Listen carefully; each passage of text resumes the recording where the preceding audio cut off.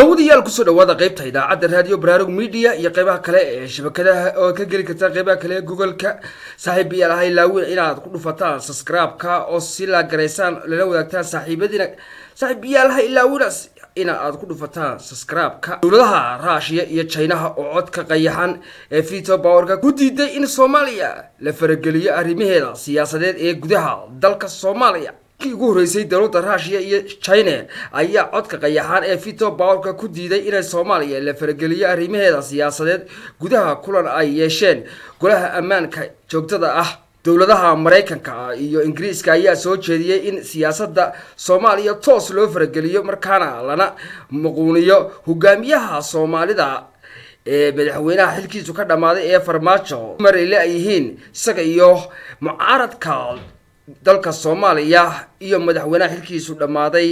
ee heshiiskii 17kii bishii September balse dalalka China iyo Russia ayaa arrintaas ka hor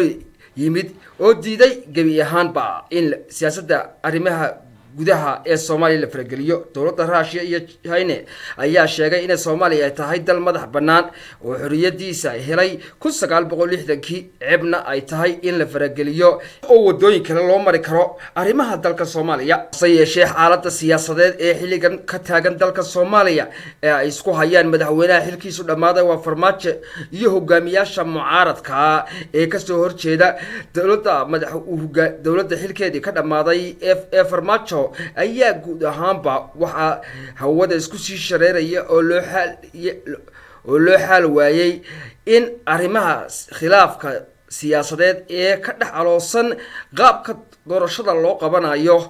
ee dalka Soomaaliya ayaa gabi ahaanba lagu guuldareysay dadaal fara badan oo la isku dayay in la isku keeno maamul goboleedyada dalka Soomaaliya iyo madaxweynaha xilka dhamaaday ee Farmaajo taas oo ku dhamaatay hal bacaad lagu lisay